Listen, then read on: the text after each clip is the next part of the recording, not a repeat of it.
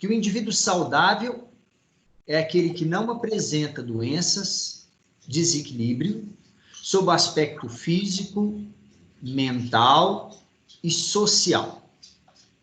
E apontou pela primeira vez o caráter da espiritualidade, entendendo, inclusive com comprovação científica, que é aquele que tem fé, aquele que acredita em Deus, aquele que salta aos seus olhos, dentro, nascendo do seu coração, a presença do amado Pai, é o melhor paciente a ser tratado, é um melhor paciente a ser evoluído, é uma pessoa que recebe melhor um diagnóstico e está mais disponível ao acolhimento nos hospitais, tendo em vista que ele sabe e reconhece a fragilidade humana e que a ciência, a medicina, não é capaz de curar todas as doenças.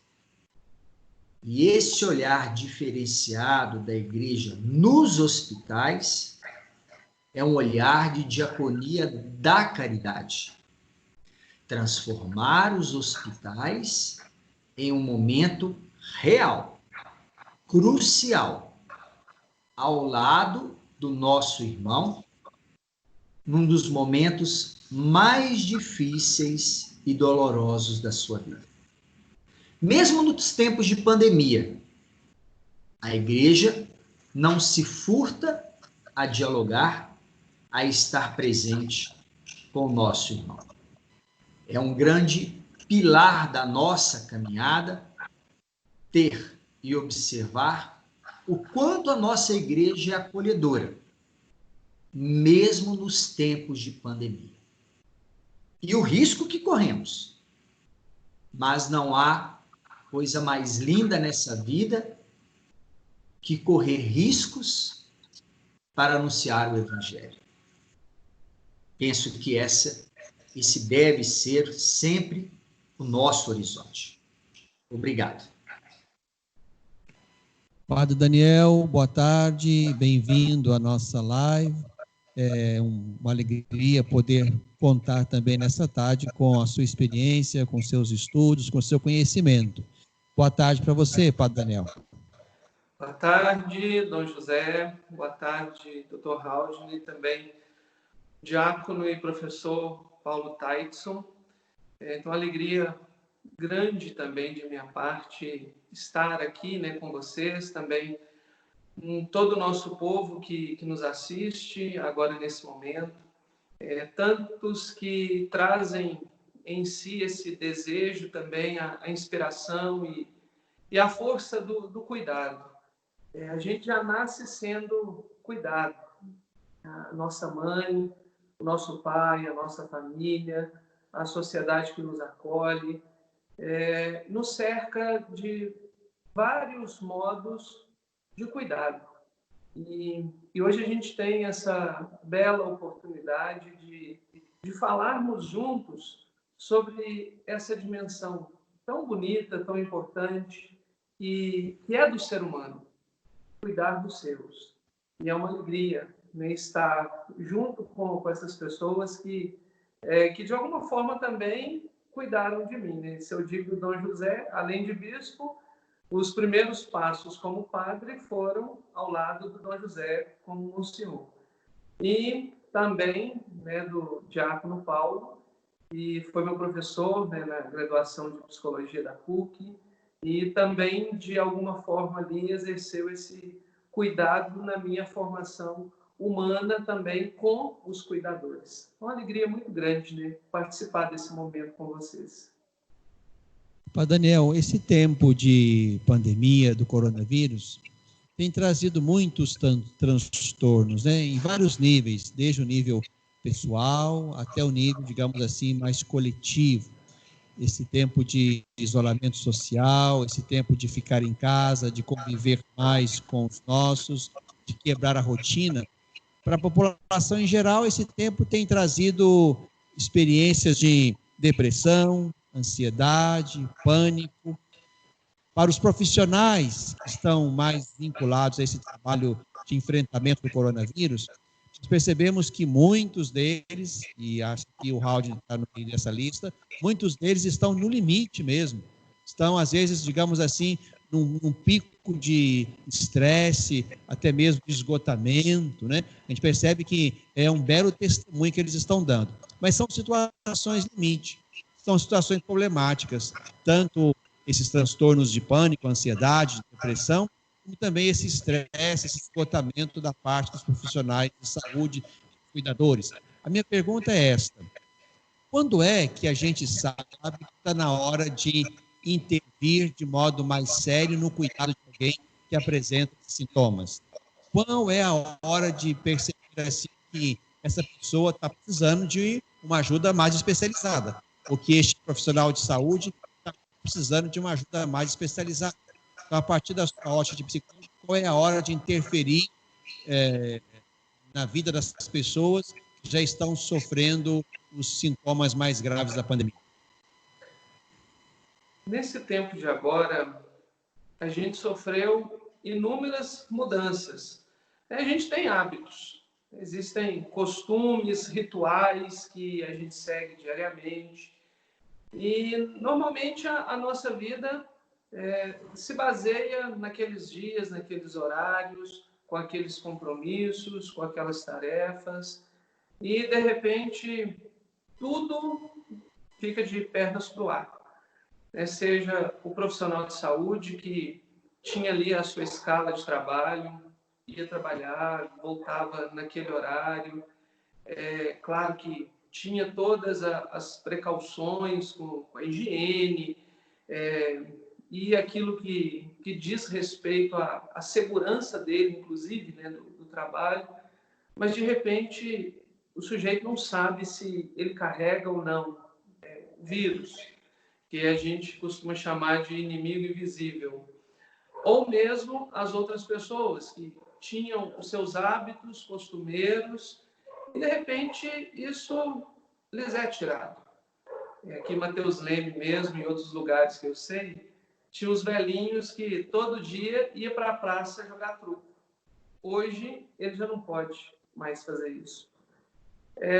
A igreja. Quantas pessoas, a vida social da pessoa era a igreja, onde ela se encontrava com as pessoas, onde ela partilhava da vida, onde ela vivia uma satisfação. Muita coisa mudou. Mudou para os profissionais de saúde, que tiveram que assumir aí novos hábitos, afastamento dos seus, um distanciamento obrigatório até, com todo esse medo, né, de levar essa contaminação. As outras pessoas, como eu disse, né, os velhinhos, as pessoas que iam à igreja, as festas que as pessoas frequentavam, de repente, tudo isso lhes é tirado. Quase que uma agressão no dia a dia, nos comportamentos que a gente tem do nosso dia a dia. Os sintomas começam a aparecer e a gente começa a vê-los quando a gente percebe o isolamento do isolamento. O sujeito sabe que vive em isolamento, mas ele se isola, inclusive, disso. No isolamento, ele vai ficar sozinho, solitário. A gente conhece as pessoas que convivem com a gente. Nós sabemos da alegria delas, da satisfação, da expressão delas. Quando a gente começa a ver que aquela pessoa se recolhe, se isola, fica na sua solidão, para de conviver, inclusive, e a palavra convivência é viver com. Se a gente começa a perceber esses sinais, já é um indício de que aquela pessoa precisa de um cuidado maior, de uma presença diferenciada. A meu ver, os primeiros sintomas e a percepção que a gente tem de que alguém precisa de ajuda é quando a gente passa a perceber que aquela alegria, a expressão de vida da pessoa começa a não aparecer mais. Muito bem. Diácono, o padre Daniel, ele falou agora sobre isolamento, afastamento, e isso tem muito vínculo com depressão. Eu recentemente, eu conversando com um amigo muito ligado à igreja, ele me disse uma frase que ficou muito marcado para mim. Falou assim, Haldner, um dos poucos legados positivos que nos resta nessa pandemia é a fé.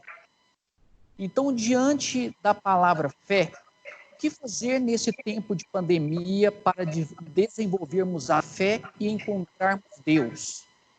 E o que é o poder da fé? Sim. Primeiramente, como o padre Daniel frisou muito bem a questão da depressão, procurar manter as nossas rotinas. As nossas rotinas. Muitos de nós estamos trabalhando parte do dia em home office, então manter essa rotina.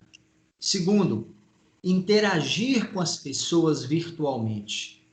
Nós nunca tivemos uma facilidade tamanha de estar em contato com as pessoas de forma online, sobre diversos meios, sobre diversas formas, sobre diversas redes. Se eu faço isso, mantenho a minha rotina, eu posso, não só, além disso, manter o horizonte das minhas orações dentro daquele propósito que eu já exerci anteriormente. E as celebrações em particular, poder realizar, poder compartilhar, poder assistir de forma online. É o momento de nós enxergarmos a pequena igreja, que é o nosso lar, a nossa casa, a nossa família, e fortalecer esses vínculos familiares. Ao fortalecer esses vínculos familiares na fé, eu saio dessa pandemia mais forte, mais orante e mais voltado para as coisas do alto. Porque nesse momento nós devemos nos preocupar principalmente com o olhar para dentro, enxergarmos tudo aquilo que a gente tem de propósito na vida à luz da mensagem da palavra de Deus. E, é claro, quando a gente fala em profissionais de saúde, eu vejo lá na Fundação Hospitalar São Francisco de Assis, que eu presido, nós temos 344 leitos, 100% SUS. O segundo hospital com maior número de pacientes internados com Covid hoje. Segundo para terceiro, está oscilando. Isso nos mostra o quê? Um olhar diferenciado que agora nós temos que ter com os profissionais de saúde. Porque são como todos nós. Só que eles saem de casa para lutar com algo que salta aos olhos. Não há tratamento, não existe uma vacina específica. Existe sim tratar de situações pontuais disfuncionais que podem gerar uma supressão da vida. Então, a fé, esse olhar da acolhida, o nosso olhar, agora sim, de resgate aos nossos valores anteriores, é um especial momento. Nós nunca tivemos na nossa vida, na nossa geração, quem nasceu após 1945, um momento tão pujante para fazer um resgate de seus valores da fé. É um momento extremamente importante que devemos aproveitar bastante. Eu gostaria de complementar uma questão, Diácono. Eu nunca ouvi tanto na minha vida as pessoas dizerem, vai passar. E essa frase, né, vai passar, ela nos acompanha, parece que desde a nossa infância. Quando a gente se machuca, a gente chora e aquilo dói, a nossa mãe repete para a gente, vai passar, vai passar. as pessoas também têm dito muito isso. E não sei se, ao dizer, se as pessoas têm essa consciência de que essa frase, vai passar, é uma expressão de fé. E esse passar não é só uma passagem temporal, cronológica, mas também a expressão de que algo vai acontecer, né? A ciência já está trabalhando para isso, para que tão logo, né, uma vacina esteja aí disponível a todos, os cientistas, né, buscando aí formas de manejar melhor, né, a doença e os medicamentos possíveis, né, para uma cura ou para uma melhora dos pacientes. E a gente diz isso sempre, vai passar. Nessa frase também, a meu ver, há uma expressão da parte das pessoas de que elas acreditam que nós estamos num momento crítico, num momento difícil, é um momento turbulento, né, para todos, mas eu tenho fé, eu acredito, nós não vamos ficar nessa situação. Deus, de alguma forma, intervém por meio da ciência, da inteligência das pessoas, mas também nos dá condições e a capacidade de suportação desse momento até que ele venha a passar. E, Padre Daniel, como é peculiar, nesse momento, o quanto nós tivemos que inovar no jeito de atender os pacientes, na medida em que as consultas eletivas, que não são urgentes, são feitas por videoconferência. As consultas psicológicas, autorizadas por videoconferência também. Com relação ao clero, nós nunca celebramos tanto virtualmente e interagimos tanto virtualmente. Quando a gente abre, nós estamos pelo computador, mas quando a gente abre o celular, a gente vê pessoas de diversas localidades do Brasil e do mundo afora assistindo essa live agora e curtindo. Acredito na certeza que após o resgate, o término dessa nossa pandemia, o nosso olhar para com a interação social, através da mídia, será completamente diferente. Será uma ferramenta do nosso dia a dia, com muita força, com muita propriedade. Nós nunca produzimos tantos textos, né, de interação litúrgica ou de ciência. A minha área específica, por exemplo, quando a gente fala de Covid, e tudo é novo em Covid, aí resolveu fazer o seguinte: a Covid é uma doença o quê? Esse coronavírus. E no início era uma doença respiratória, hoje viu que tem um lastro sistêmico para o corpo. Então saiu um tratado Covid, pneumologia. Nesse tempo agora. Pele, dermatologia e Covid. E nós fizemos um grande tratado, reprodução humana e Covid. Será que transmite da mãe para o filho? Hoje parece que não. Nós nunca estudamos tanto num curto espaço de tempo. Nós nunca aprendemos tanto e dedicamos a uma doença, a um olhar pandêmico como agora, mesmo diante de todas essas adversidades. Então, eu consigo também achar, com apoio, com fé, que é um momento muito rico, que a gente pode aproveitar bastante esse isolamento social também. Queridos Paulo e Daniel, as perguntas vão chegando, e isso é muito bom, sinal que estamos sendo assistidos em algum lugar. Então, se você que está nos assistindo agora quer também fazer a sua pergunta, o telefone celular para mandar a sua mensagem, a sua pergunta, é este: 37 988 38 3283. 988 38 3283. Você pode mandar a sua pergunta. se possível, identifique-se ou pelo menos diga o lugar de onde você está escrevendo, para a gente saber até onde estamos chegando também nesta live. Então, já temos aqui algumas questões. Já vou fazer uma dirigida primeiramente ao Padre Daniel e já faço a segunda dirigida ao diácono Paulo Tais. Então, Padre Daniel, a sua pergunta, que chega aqui de alguém que não se identificou, é esta. Gostaria de saber o que fazer com relação a pessoas que estão muito deprimidas e, às vezes, pensando até em suicídio, o que tem sido, de fato, um dado.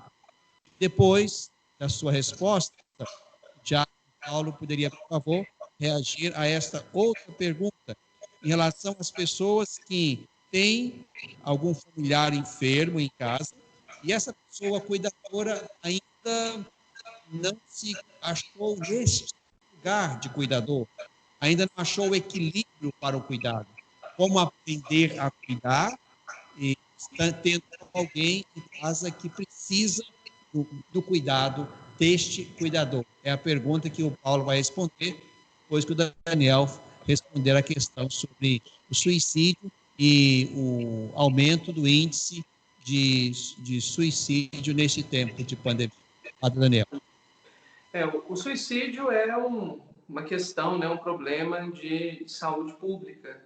E para a gente responder ao suicídio, é necessário a gente responder em rede também. É necessário o auxílio dos diversos saberes que a gente tem, desde a medicina, a psiquiatria, a psicologia, a sociologia, nesse momento entra, porque os fatores sociais também interferem na questão psíquica da pessoa e levam também, né, o sujeito a esse estado, né, de depressão ou de tristeza que, em última instância, o leva a querer tirar a vida. Uma coisa é certa, o ser humano tem um instinto de autoconservação. Tudo que a gente faz na vida, a gente quer manter a nossa vida. Mas podem acontecer alguns fatores na nossa vida que, pelo fato, né, da gente não ter o suficiente de instrumento humano, psíquico, a gente não consegue responder à altura de tal forma que a gente consiga lidar de uma forma satisfatória com as dificuldades. Afinal das contas, ninguém quer sofrer. A gente faz de tudo para afastar o sofrimento da nossa vida. E o suicida, o tirar a vida, não é propriamente o desejo dele de morrer, mas é de afastar o sofrimento. E a primeira atitude nossa é a acolhida. Qualquer pessoa que fale que quer tirar a vida, primeira atitude nossa, nunca duvidar. A gente acolher aquela pessoa, criar formas, né, de que ela possa falar, né, dos seus sofrimentos. Porque a nossa tendência é achar que é só falar coisas boas, positivas para a pessoa e resolve. Não está por aí. Às vezes é necessário uma intervenção medicamentosa, né, uma pequena ação química no organismo, às vezes é suficiente para equilibrar e para reordenar o organismo da pessoa. Pode ser, né, algo que esteja ligado ao físico, mas pode ser algo ligado à dificuldade do enfrentamento das dificuldades da vida, dos problemas que lhe aparecem. E há ali uma falência, né, uma desistência da pessoa de continuar a sua luta. Como a gente trata essas pessoas, sobretudo nesse tempo, né, de isolamento? A tendência de alguém entristecido é se fechar com o seu sofrimento. Inclusive, muitas pessoas deprimidas se fecham, né, nos seus quartos. Ali ela se fecha com o seu sofrimento apenas. Preciso falar, né, daquilo que lhe faz sofrer e dizer às pessoas que estão próximas. Qualquer pessoa que fale de suicídio, ela quer ajuda, ela aceita Basta a gente chegar da forma acolhedora, dizendo para ela do que a gente quer oferecer, que a gente quer promover a vida dela, certamente essa pessoa vai aceitar essa ajuda. Agora, nunca dizer para a pessoa é falta de Deus, porque não é falta de Deus.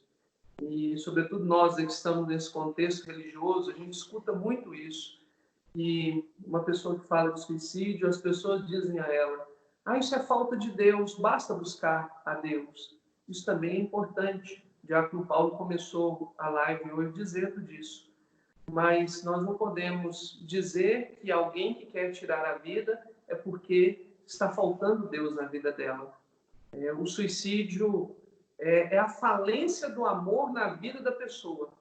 E esse amor pode falir de diversas formas.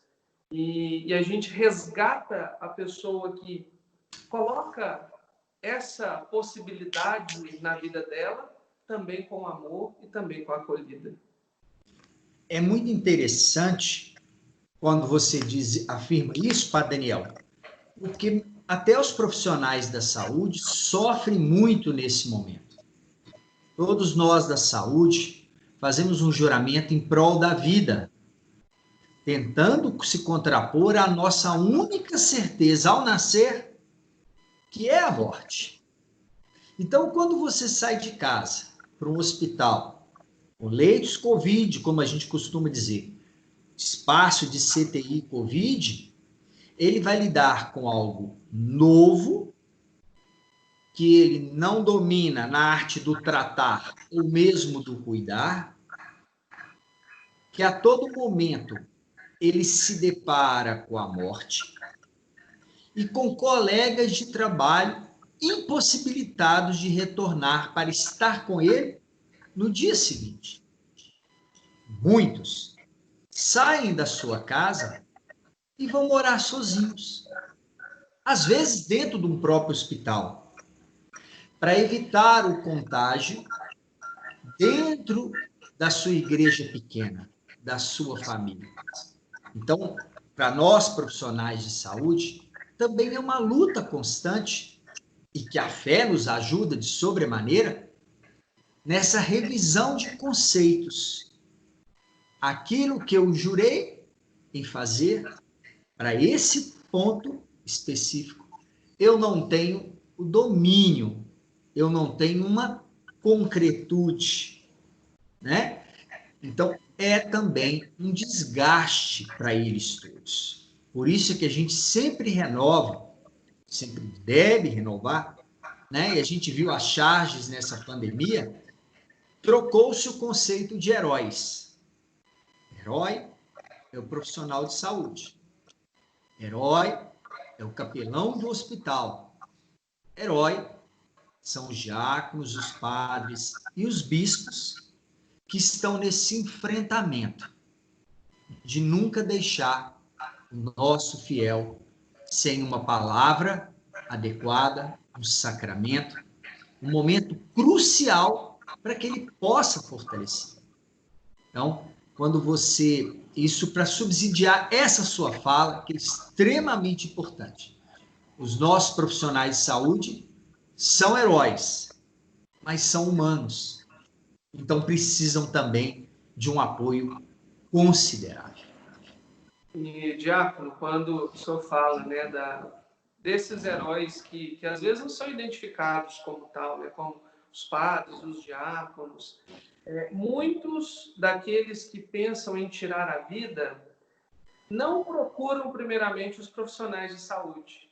Eles passam pela igreja, passam pelo padre, passam pelos diáconos, pelo bispo, e dizem, né, da sua dificuldade de enfrentar a vida, a sua dificuldade de conservar a alegria e a felicidade. E aí, nessa hora, a importância da parceria, porque o padre é aquele que muitas vezes vai fazer essa ponte. É o padre que muitas vezes convence a pessoa de que você precisa de ir ao psiquiatra, você precisa de procurar um psicólogo, você precisa de um tratamento mais específico.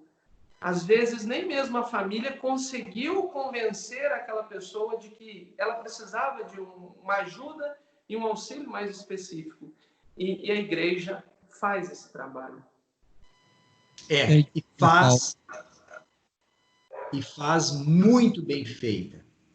É muito interessante que em alguns momentos a gente escuta que a igreja é um pouco demorada a tomar atitudes, um pouco conservadora, e a gente vê que é a instituição que mais acolhe, mesmo naquelas doenças que nós sabemos em que não há um tratamento.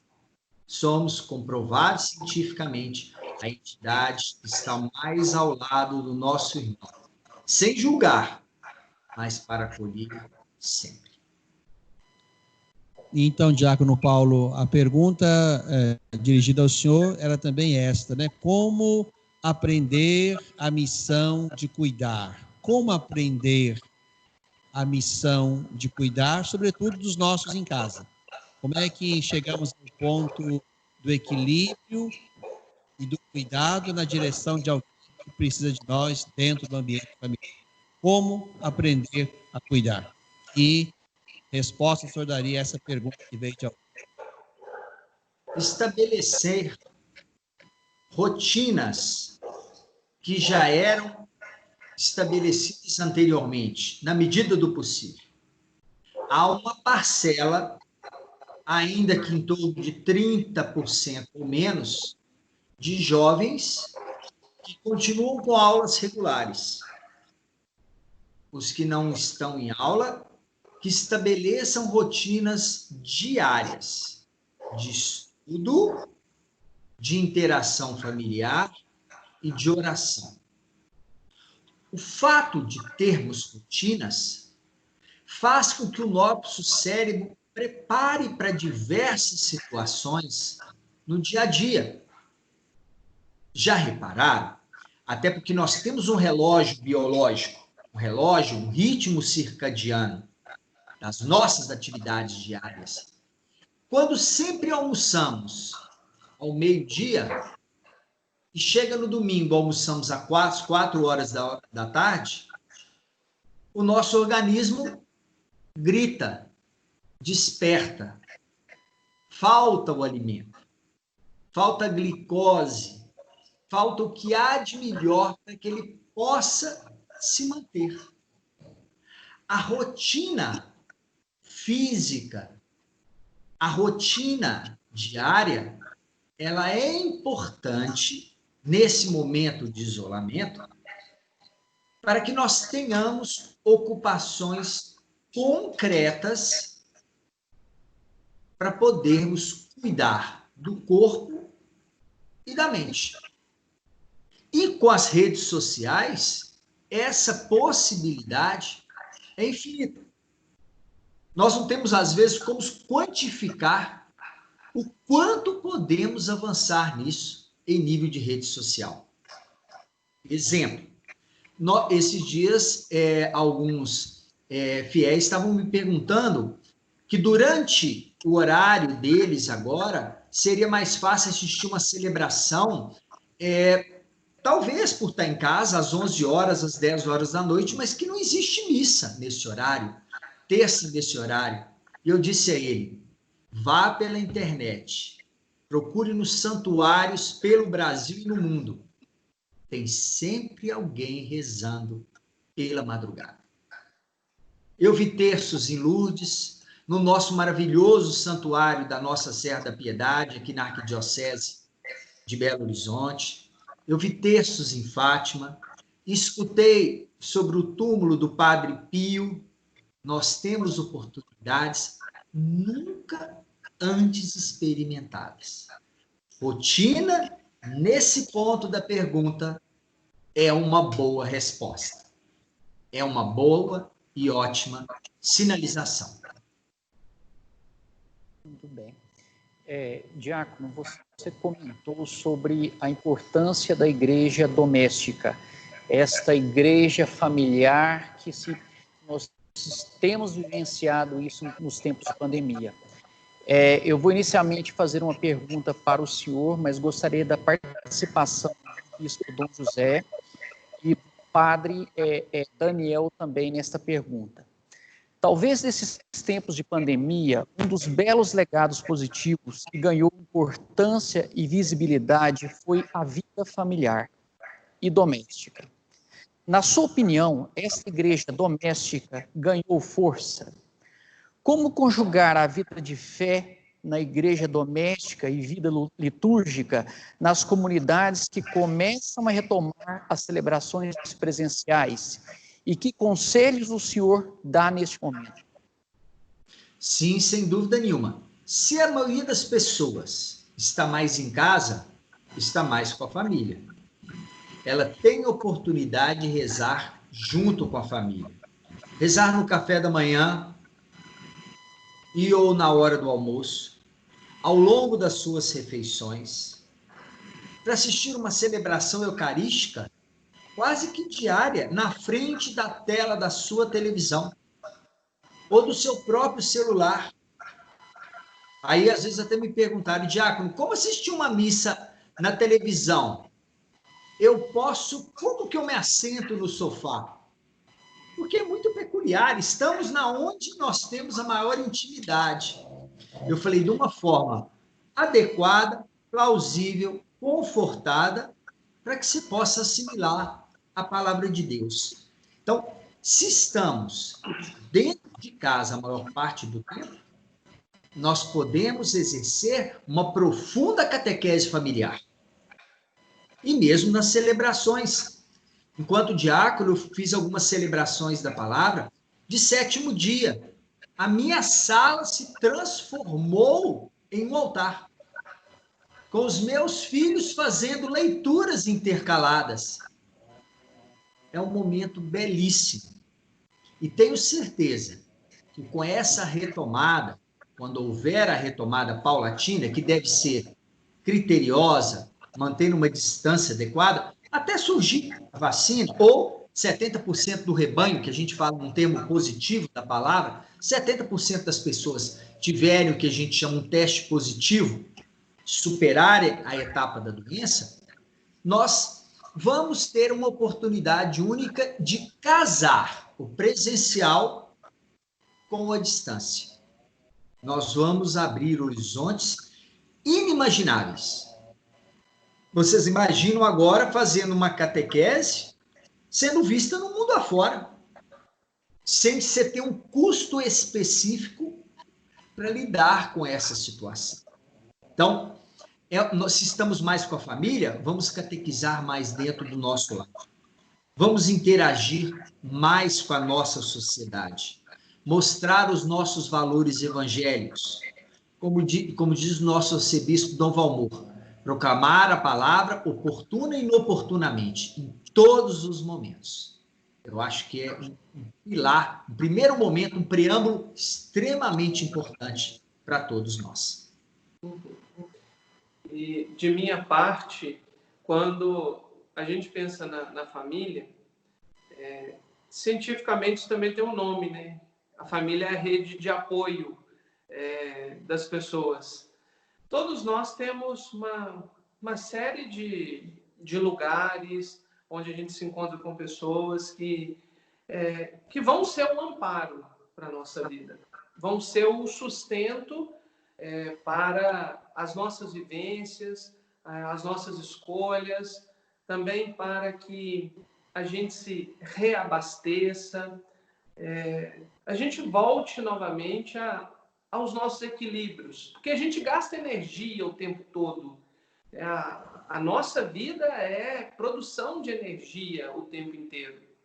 E a gente precisa desses lugares. Nesse tempo agora específico de pandemia, e se a gente pega aí os profissionais de saúde, por exemplo, a família é uma rede de apoio. E nem sempre a presença na família ela se torna tão possível. Dois sentimentos têm sido identificados nos profissionais de saúde, que é a culpa e o medo. Sentem culpa. Nossa, mas eu estou nesse lugar. é um sentimento que ele tem. Poderia a gente até pensar, nossa, mas não faz sentido ele pensar, ele se sentir culpado por estar naquele lugar. Mas é uma emoção experimentada por eles. E o medo? Medo de pegar a doença, medo de levar a doença para a família. E, inclusive, os meus familiares não têm nada a ver com a minha escolha de ter sido profissional de saúde. Meus pais, os meus filhos, a minha esposa, meu esposo, não tem nada a ver com a minha escolha de ter sido médico, de ter sido enfermeiro.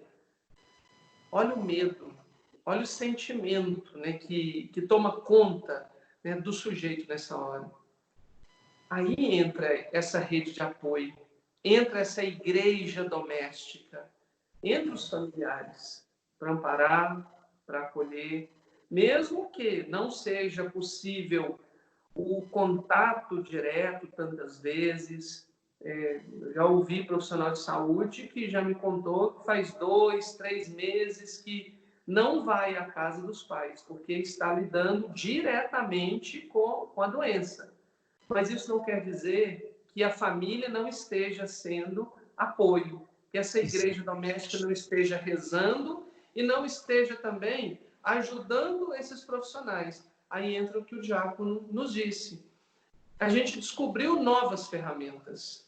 Uma videochamada, um telefonema. Eu mesmo, como padre, eu coloquei atendimentos online também na secretaria paroquial. Tem pessoas idosas que não têm essa facilidade com videochamadas, mas usa ainda o telefone. Até pelo telefone. Padre, eu queria falar um pouquinho com o senhor. Faça uma oração por mim. Da mesma forma, o profissional de saúde, outras pessoas, têm o telefone, têm outras formas de se relacionar com a família. E nós descobrimos, nesse tempo de agora, que mesmo de forma virtual e online, a gente consegue ainda um contato com as pessoas.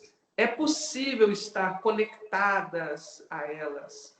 Então, esse tempo trouxe para nós também, junto com, né, as dificuldades todas, novas formas de ser presença na vida uns dos outros.